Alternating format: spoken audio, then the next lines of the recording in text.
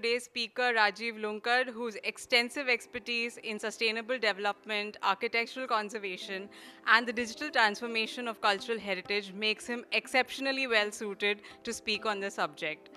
Rajiv is a cultural innovation architect who seamlessly bridges the worlds of heritage and technology.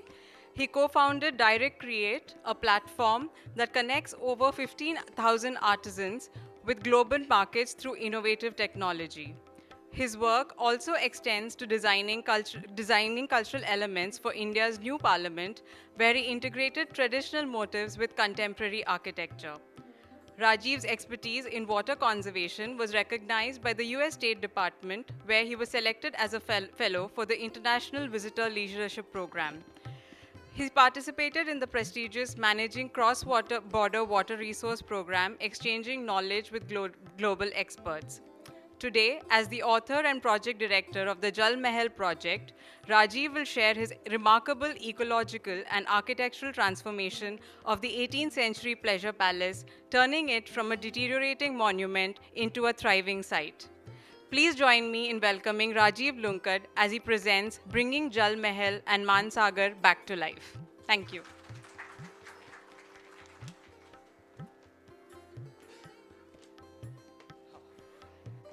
Hi. Um, Before I start, I wanted to welcome everyone um, and thank you for coming.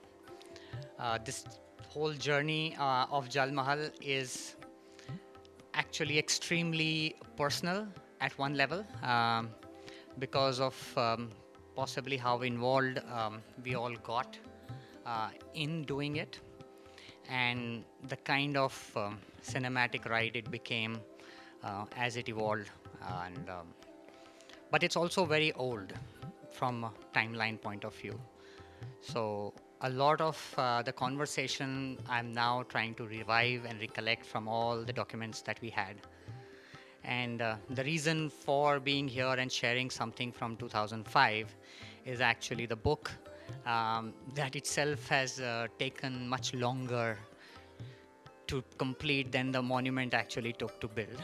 So it's been a gentle story for me, and hope you like the snippets that I plan to share. The book, of course, is got a lot more information, and especially on the context side of it. What I plan to share here is some of the really memorable learnings that we had from the project and from the dialogues and conversations that the teams had while we were all immersed in trying to do what we were doing. So let's start. So 2003 is how far actual initiation of the project goes. It was a public-private partnership um, created by government of Rajasthan under the Rajasthan Tourism Department. A lot of this is all history, but we were brought in. There was a global tender, and the company that I was working with, I was heading that project, bidded for that tender. So that's how they got involved with the project. And the company that won the tender, KGK is their named KGK Group.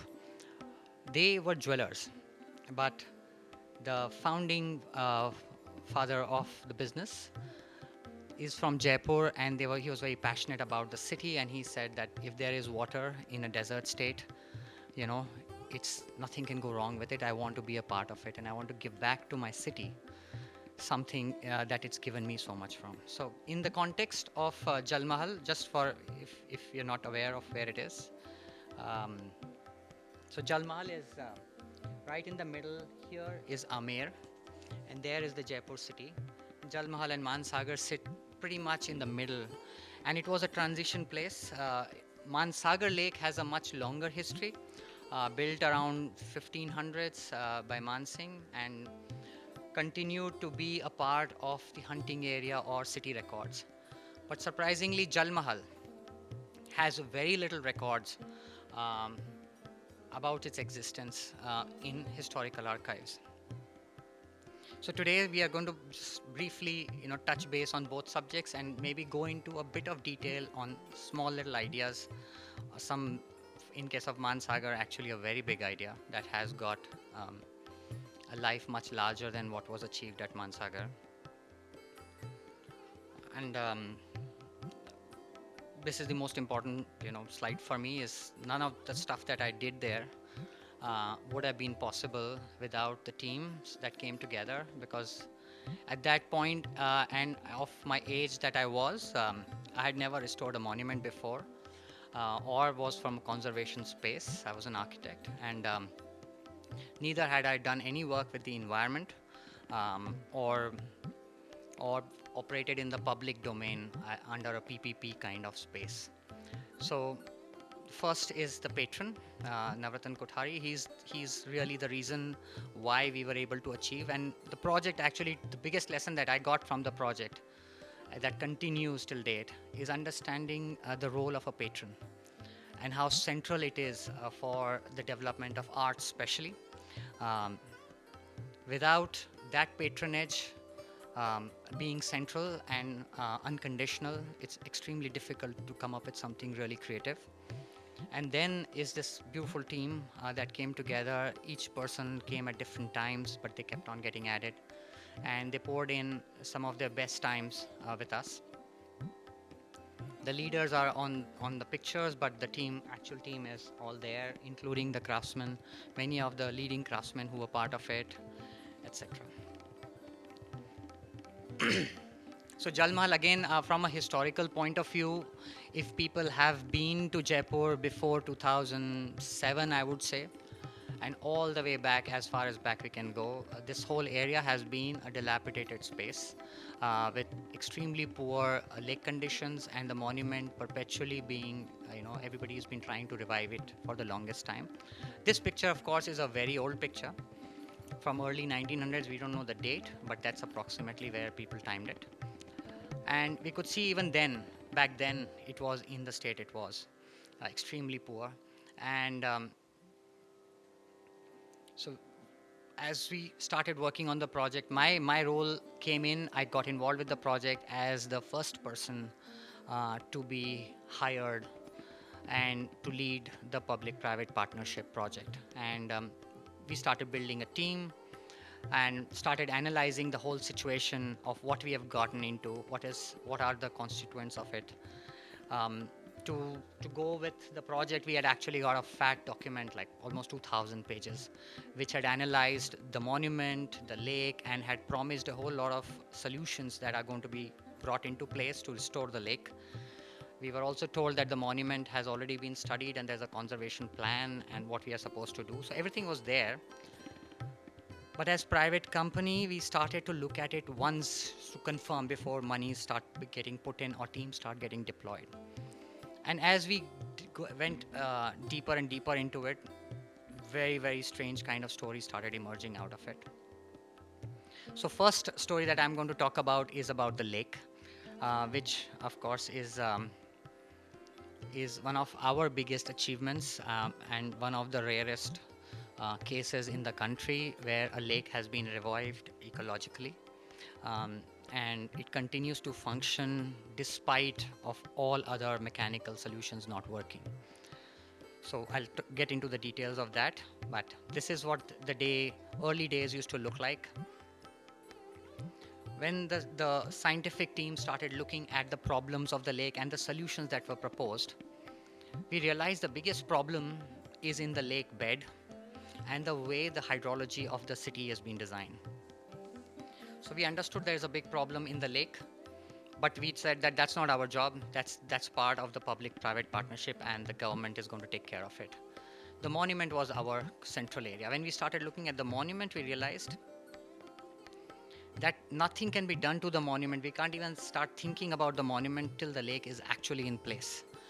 Because whatever one wants to do to the monument, for it to become a publicly accessible space, we have to be 100% sure that the lake is going to be boatable and it will be a pleasant experience and a ride that people would want to take.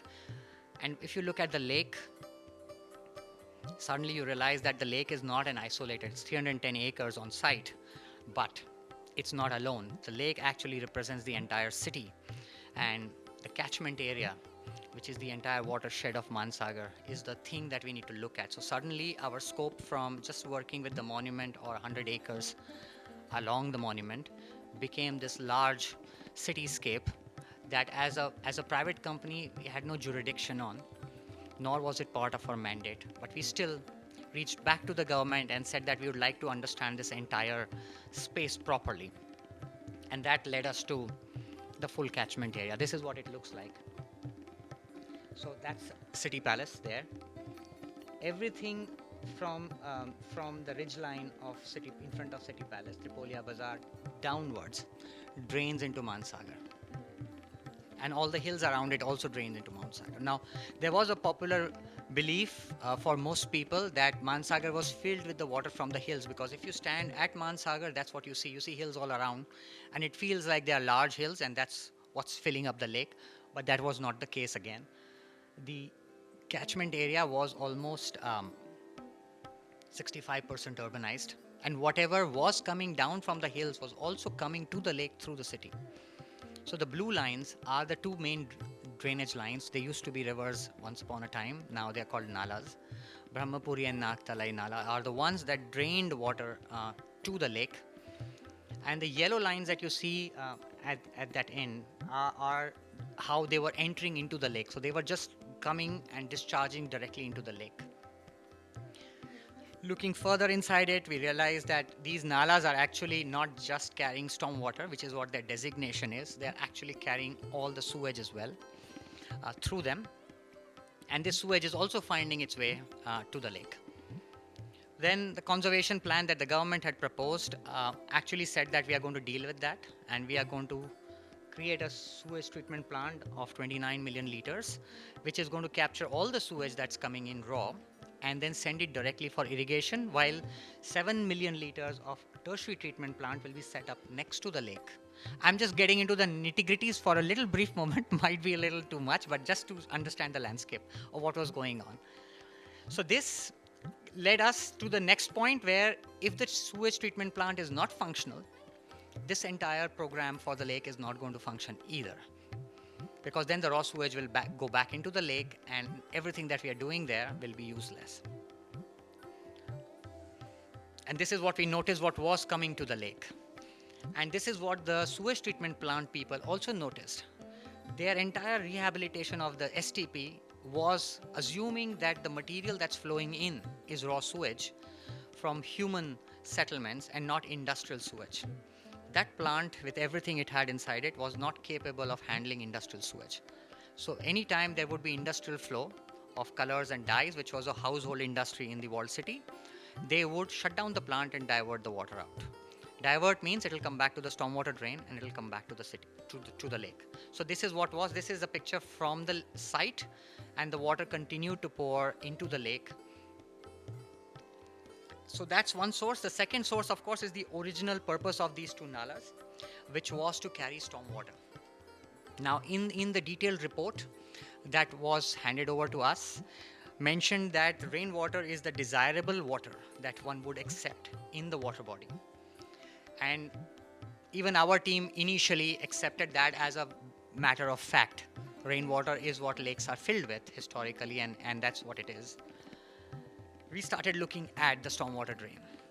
And this is what we started discovering in the entire length of the stormwater drain, which was passing through the walled city. These drains were not drains technically, they were open dumping pits for all solid waste. All materials that anybody wanted to discard was thrown into these giant nalas. And this is what was observed, what we now call the first flush. When the first big shower comes to Jaipur, these drains, they literally flush themselves into Mansagar Lake. And that's the kind of water that would come in irrespective of whatever sewage treatment plant was made, no matter what you do to that water quality, even if you made it distilled water quality.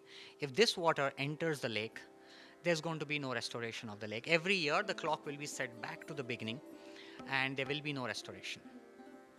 So once this realization happened, actually the funny thing was this happened in 2005, my first year, and this is the first monsoon that we observed. And with this data, when we went to our team, first reaction at our team level, at anybody who saw this data, they said that probably you guys are not the right people to collect soil, water samples. You got some soil with it, or you took water from somewhere else. This is impossible because these kind of numbers on water quality are unheard of, and especially in stormwater.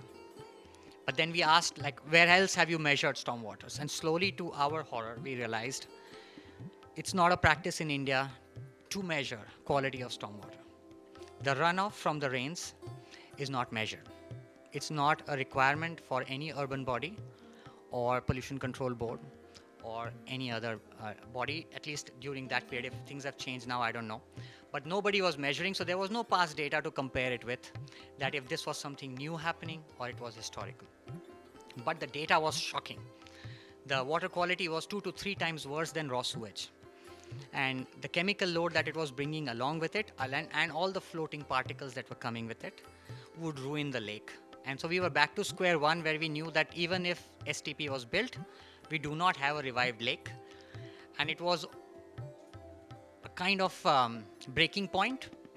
So as a private sector developer, we could just say that this is out of our scope, and if you cannot guarantee the lake, we cannot build anything next to it, because nobody will come there. And how much investment should one do for something like this?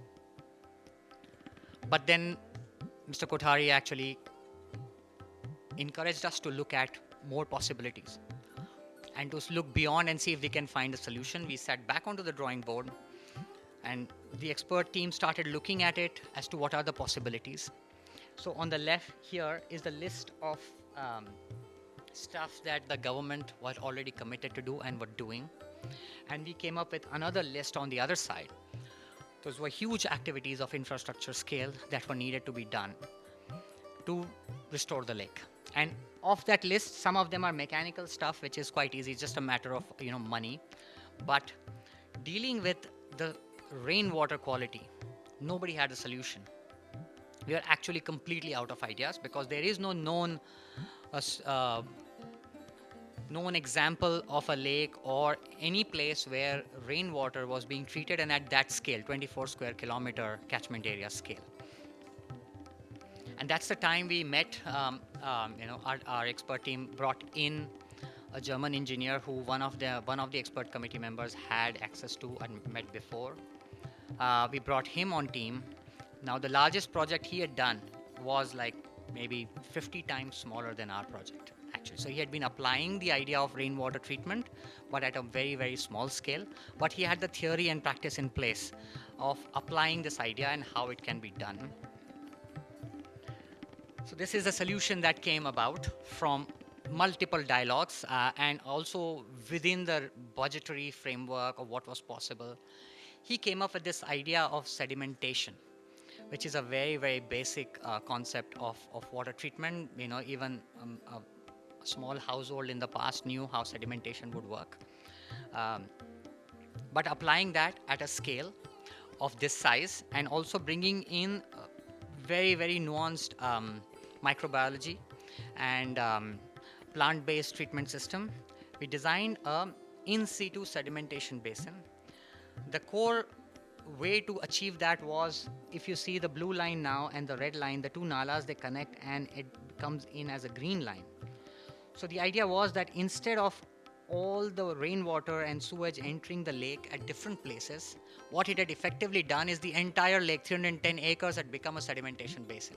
So the water would just come there, flood it, and then slowly over a period, the deposits will settle and actually then pollute the entire lake. So what we did was consolidate that water to one side instead of it spreading everywhere. And instead of 310 acres, now there was 10% of the lake area that would be under the treatment zone. And that treatment zone looks like this now, that part. And of the entire treatment zone, only about 15 or 20% is visible to the eye. Everything else is underground. There are different levels of depths that have been created to promote anaerobic and aerobic bacterial activities, which are then digesting all the raw material, organic material that is coming with the sewage. That's how it was constructed. So the entire sedimentation basin is constructed with soil from the lake. Nothing from outside was brought in. and it was reinforced with native vegetation.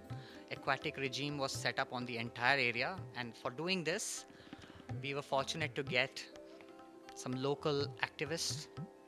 I'm not taking any of the names right now because it becomes a much more complex situation. But the book has all of them in it, and they proposed this regime which was coming from Bharatpur. Actually, the context was how Bharatpur gets is aquatic regime, and that's one of the most well-studied aquatic regimes. So all the plantations from there were dovetailed with the engineering team's requirements of what kind of treatments are they expecting, what depths of root structures are they needing, and what kind of soil conditions will they be able to provide. A combination was created, and this was built. This is the first year. This is what it looked like when it was filled with water in year one. So right now the vegetation is not there. It's just planted. This is how it is now. It's a recent Google photo. And if you see these bunds and curvature, so like if you see that curve there is actually a rock filter, a rock based filter, which is all the rocks we got from everywhere were then arranged into a curve, and this acts as a final filtration for floating materials that were coming with the water and block it over there. During the monsoons now, all we have to do is all of this material. Now this is a picture from 2009 when the treatment zone was created, and we were documenting now its first operation cycle. So the same quality of water came in. That's the kind of water that was flowing in. It is time stamped. The picture is from around, the video is from around 3:45, and this garbage is all flowing into the lake.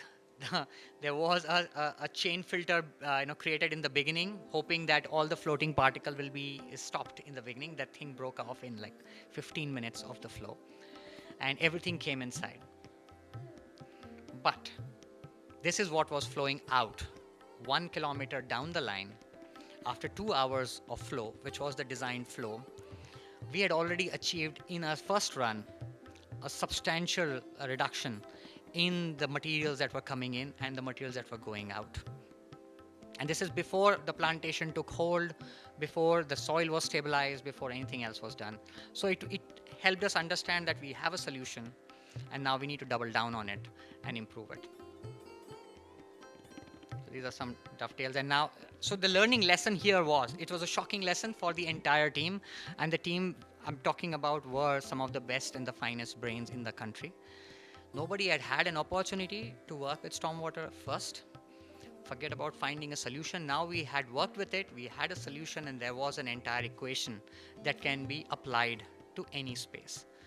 We started thinking about it, and I think every single urban water body or a river that exists right now, and we have been putting all the blame onto the sewage alone, needs to be considered and looked at from a stormwater point of view as well, and that load needs to be quantified. Otherwise, none of the solutions will actually work, and it'll keep turning us back to square one, and we won't even realize why we are going to square one. So the learning that we took from here was, if there is pollution, to avoid it probably is not the best approach. If it is possible, and if we have budgets like Western countries, then maybe we can come with radical solutions of just cutting off the pollution. But the kind of budgetary constraints and limitations we live with, the kind of structural failures with treatment plants that we live with, I think working and managing the pollution and finding ways in which we can do this cost effectively might be a better way for us to achieve a faster result on what we are doing. This is what it looks like now, and that line, the green line in the middle, is actually the bund that separates technically what would be the polluted water from rest of the lake. But what we observed, since then, now it's been more than 15 years, is actually that treatment zone is the most vibrant aquatic regime. You see maximum amount of bird population over there, nesting as well as feeding, and whatever is growing over there is what is most sought after compared to rest of the lake. And we have seen tremendous improvement, and which is all very well documented by the birding. There's a birding fair that happens by the lake, so they've been documenting the progress and how the regime has worked out. This is a video from a recent trip where you can see that entire regime working. The plants over there, the reeds growing, and the bird population that's nesting all around it.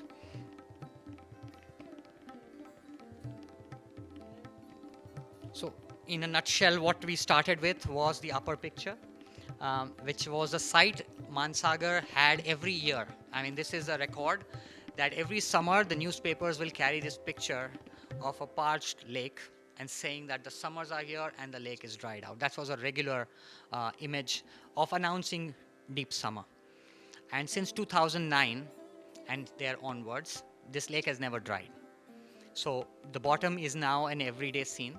It swells up by 1.5 meters and then it goes down, but it never dries out.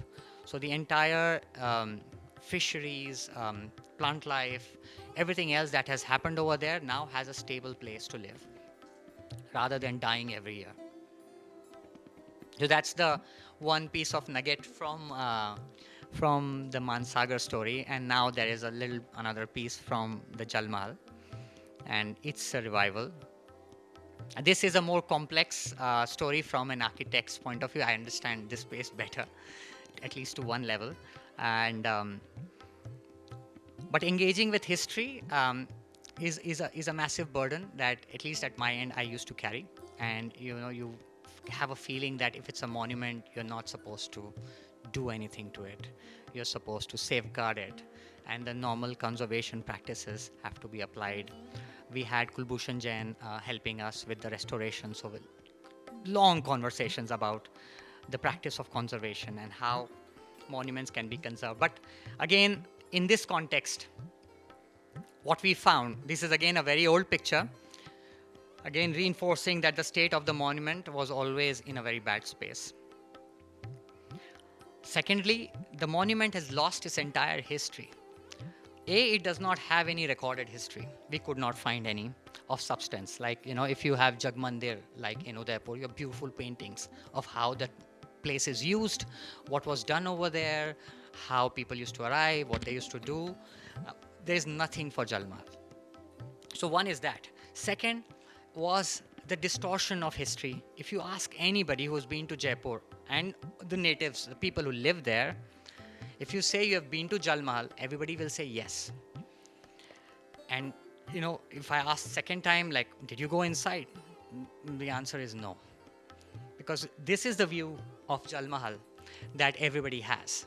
You stand on the road and you see it in the lake, reflecting beautifully on the water, and it's a very, very inspiring sight, photographic, millions and millions of pictures every tourist takes of this place. But this is all they get to see. And from this distance, everything looks okay. And you think you have seen Jal Mahal. But that's what we found inside of Jal Mahal, which was basically, it was a building that had been stripped off its culture, its skin multiple times, not once, over and over in history. Because if you know Rajasthan and this part of Rajasthan, most of the art exists on the surface, and that surface is typically lime plaster. So whether it is carving of undulations or patterning or paintwork, anything, it's all on the surface. And if I remove the surface, I'll be left with the masonry behind, and it'll not carry any memory of what that place was used for. That's what we found here. Whatever was visible other than that red dot, which was something we found behind 3 layers of plaster, there was nothing of original nature in the building that was left. So this is what it looked like from outside. There were these lovely trees there, and these trees gave people a feeling that there's a garden on the rooftop. There was none. It gave a feeling that the place is something you would like to visit, but there was no way to visit it because there was swamp on all sides. There was no way to get to it other than in just peak summer months when you could drive up to it. This is what the rooftop looked like. And all the trees that we are seeing are mostly neem trees, and they are not planted. They have just grown. A lot of them were growing on the structure itself or here and there, but they are just random growth, not planned. So there was no garden on the rooftop. Actually, there was no context to touch base on. Everything that you see in these images, including the jharokas, alas, the painting. There's all superficially done recent works of renovation, and again, most of them not completed fully. So we went back to the question: this beautiful, awe-inspiring building that we see from the road and has got this magnetic pull of beauty, why was it made? It has no rooms, so it was not a palace technically, as we call it a palace. It has no garden that we could find on the rooftop because of all the previous works, it was gone. Or I don't know if it existed. I mean, there is no proof of anything because there is no painted record. There is no historical evidence of what existed on top of this. So, what was it? The only thing that we could find, and this is after a year and a half of searching through different archives, was a piece of paper from 1730s court records, which mentioned a significant sum being spent on Jal Mahal. So that's been our fulcrum of a touch point. So let's say if we have a pin in the history, that seems to be a point from where Jal Mahal might have been thought about. But why would, so that makes it Raja Jai Singh's time, and this time also is probably the most exciting time in the history of Jaipur and Amer, because he was in the midst of making Jaipur, shifting the kingdom from Amer to Jaipur. And like I showed in the map in the beginning, Mansagar falls in the middle of that. So if you are in that transition and that's the zone of action, Jal Mahal and Mansagar were right in the middle of it. So we built on that story. If there was a monument that was being made by Jai Singh at that point in time when he was building the largest flatland city of Rajasthan, why would he go ahead and make a structure in the middle of a lake that is so difficult to keep, extremely difficult to maintain, and difficult to reach? There has to be something magnetic about it for me to be wanting to go there. And what would that be? So came in this question, revisiting the original premise, whether when we are dealing with a historical monument, is preservation the way, conservation, or renewal, or revitalization? And how do you apply which yardstick at this point in time when we have these facts in front of us? So the next question was, can revitalization be a catalyst for inducing something new into the space, but without taking away what we think should have been the purpose of that space? So it's very convoluted at one level, and it is hours and hours of brainstorming across a cross-section of team members to come to this conclusion that Jal Mahal has to become a place to go to, just like it should have been in those days when this was made. And in order to do that, we have to elevate its overall presence in the context of the lake.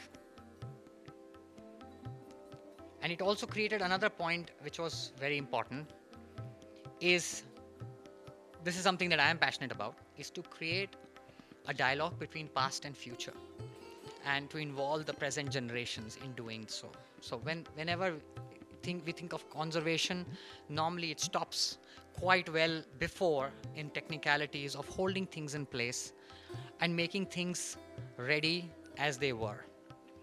But if I think of revitalization, it suddenly changes the entire canvas, and we had the potential of bringing in a whole array of the best of modern times, from craftsmanship side to the design side, to come and create something magical at this place. And this is a video from a very recent video, and to my surprise, I'll just let you see it first. This is literally January.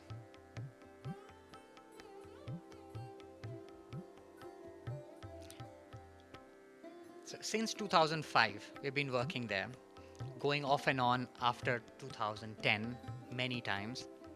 Never ever I had seen a perfect reflection in the lake, where the water was absolutely still, and this thing was, Jal Mahal was what a postcard should look like of Jal Mahal. And this, in January 2025, is, I realized why Jai Singh might have made Jal Mahal in the middle of the lake. Because to see this in a moonlit night would be a dream that you cannot have in Amer. It's a dream you cannot have in City Palace. It's a dream you just cannot have till you create your own version of it. And just that one site on a full moon night might be probably a stimulation enough to build something in middle of water with this perfection. A simple form. There are at least 20 buildings we have found in Jaipur which have a similar form. Square. This one is 55 meters by 55 meters. There could be something which is slightly smaller or something slightly bigger. But none of them have water by them. And none of them are memorable from that point of record as this place is. So just the presence of water changes it. Then we went further when we were researching. Now that we have found there's a point in history we want to work with, we used another historical tool, which is miniature paintings, and tried to create our own version of what Jagmandir has, is placing the Jal Mahal back into history, back into its time, and imagine what it would have been when Jai Singh would have visited it, and fill it up with the entire vocabulary of miniature painting. And studied that period in time, got in the artist teams to work it. This is a scroll which is almost 30 feet long by 2 feet. And now it's put up inside the Jal Mahal on the first floor. When you enter, this is kind of establishing the context of what Jal Mahal is or might have been. But now what we have done is something very complex from a cultural and psychology point of view. We are putting words back into the history, which for us we were missing. To do that, we also studied extensively the architecture of that period through paintings, through buildings, through whatever research we could have, and all the historians, could put together. So then, interesting things started emerging once the context was established. Something as basic as what is the entrance to Jal Mahal. Now, everybody who has seen Jal Mahal feels that the front is the entrance because of the grand staircase and the way it is laid out. You feel that's the way to come in. But moment the lake has water in it and the water level fluctuates, as much as it fluctuates, it's impossible to use that entrance as a primary entrance.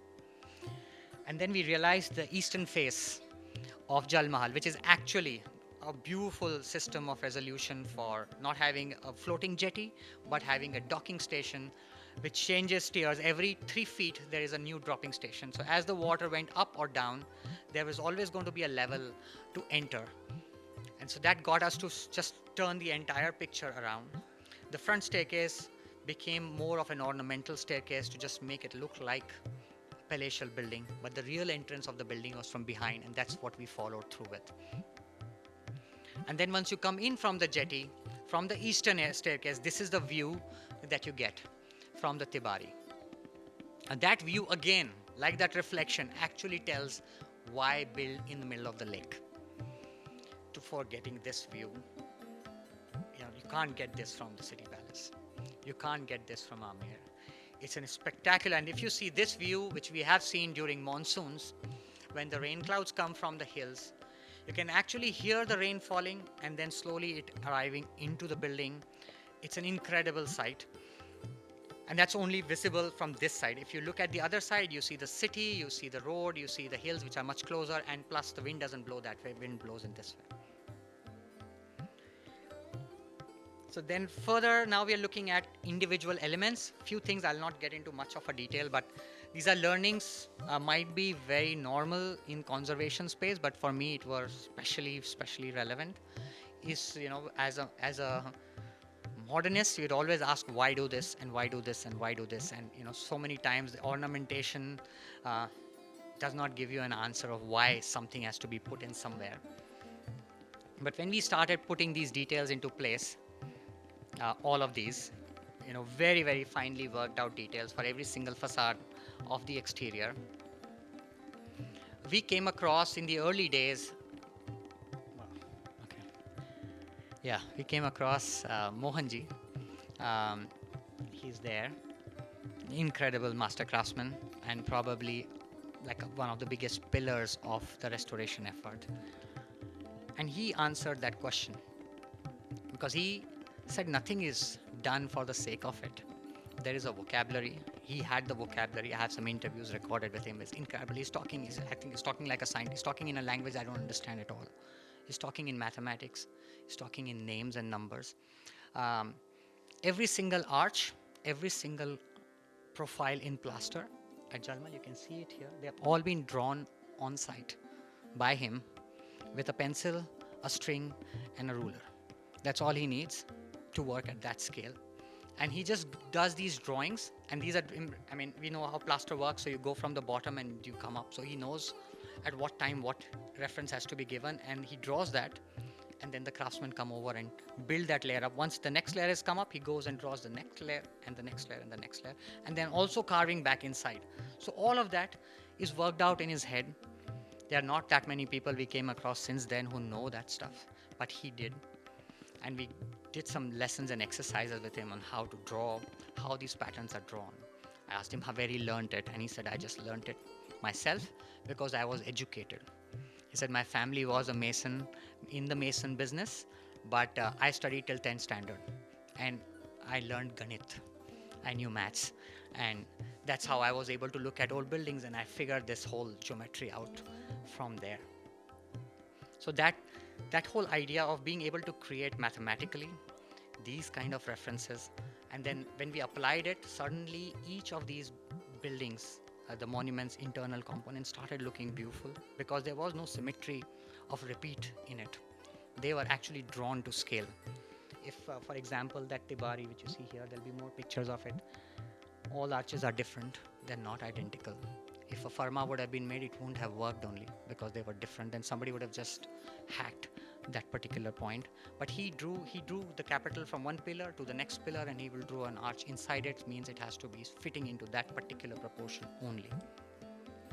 Now we're coming into Chameli Bagh. So that's the old picture of the garden. That's what Chameli Bagh is. So this, for us, was the purpose to come to Jal Mahal, is to come and see a beautiful garden on the rooftop, which just elevates your entire emotional feeling and takes you to a space where you just cannot go elsewhere. And the making of Chameli Bagh was again a beautiful, beautiful exercise. Mitch Kreitz is the one who designed it, but with the entire team contributing into all aspects of it, and very beautifully detailed. And also, it is a restoration piece in a very different way. We have got components here from different buildings that we found were dying. For example, this Jali is from a place in City Palace where only one Jali is left of its type. And this now becomes a full Jali over here. These elements were all researched and selected for their specific roles in history or the motives, purpose of existence, how significant they are for Rajput style of architecture of that period. But the garden got turned. It's a charbagh with an octagonal platform. And the detailing of the platform, there's a lotus at the bed of it, which has got these scales. And there's a translucent marble that lines the lotus, and then the whole platform glows up. So it was a performance stage. And we would all imagine a beautiful Kathak performance is what would happen over here. And everybody sit down. And that would be a spectacular performance for the artist as well as for the people who are going to be watching it.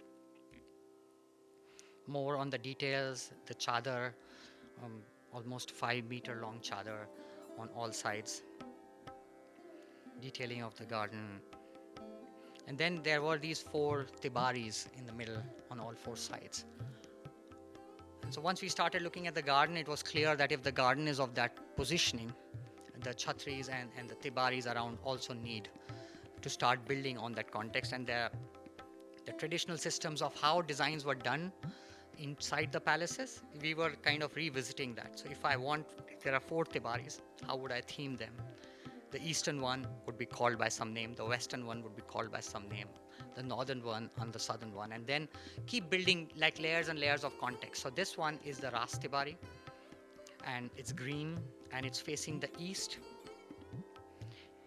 It's got Krishna, Leela on it, but again, it's history. Like we're continuously subtly playing with history and our cultural memories, where if you see the octagon in the middle of this conventional, depicted Ras Leela is the octagon of Jal Mahal, and the patterns on the side are also from the garden of the Jal Mahal.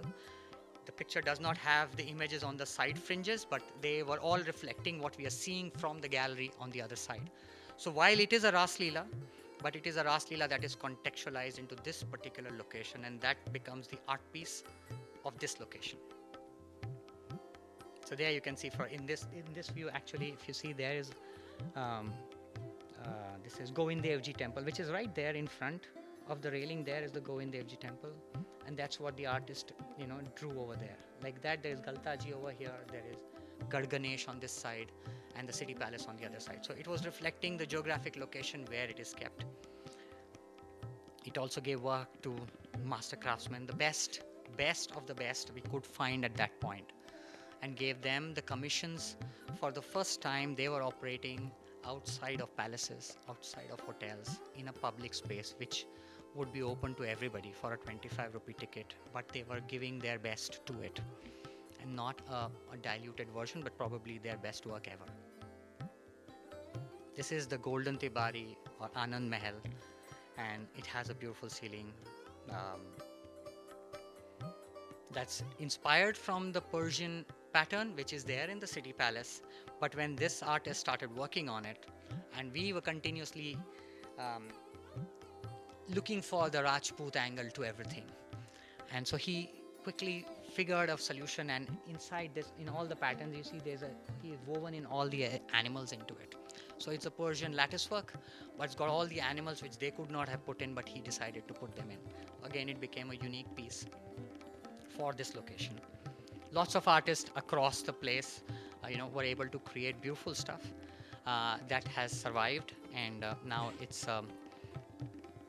an exercise that not only visitors can see, but every single team member we had with the project team and the consultant teams has enriched in the process of all the material landscape that they were able to explore and understand better, which was otherwise, very difficult to do. And the story of the kalashas, these are gold leaf, 22 karat gold on the kalashas. And during this process, we realized why gold is put on the kalashas. Apart from the spiritual meaning for the gold, it's also one metal that doesn't oxidize. And just for pure maintenance purposes, when you put it in a place where it's very difficult to go to, you want to put something that you don't need to go to. Jalis, some beautiful, beautiful jalis got created in the process.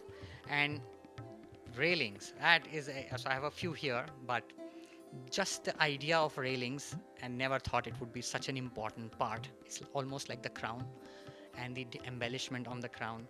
How much attention historically they used to play to this particular aspect of putting the right railing and the right motif, and it said so much about the person, the house you are in, or the palace you are in, as to the level of detailing that would go into the railing. And we have some of the finest railings over here. Another beautiful memory from the place. So the book has this as well. These are Henry Wilson's illustrations from the book, which came out in 2016. And it has a beautiful story, for me at least, from where I was looking at culture and interpreting or putting Jal Mahal into the cultural context. So the textiles are designed by Brigitte in Jaipur, and she took it up as a commission of passion. She does very little work otherwise of new origin. So she took this up as something she was really passionate about, because the monument she's seen all her years, and she created this pattern. Now Henry was told by somebody that you should visit. He was wrecking India for taking photographs and developing these illustrations for his next book. He had done a book earlier. So he visited Jal Mahal, and we just knew that he has visited Jal Mahal and gone back. But maybe a year and a half later, we saw the book. And in that book, Jal Mahal is the only 21st century monument that has at least 6 to 8 illustrations. Everything else is from Taj Mahal onwards, all kinds of buildings from different places. But he pulled out these details, and he thought he was able to connect to them in the context of the book that was documenting.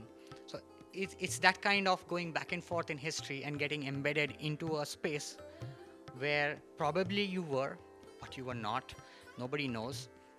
So what the heck, we can actually try and do it again. And these kind of like this is another drawing that he picked up, just the idea of rain, and he's picked up that as an illustration.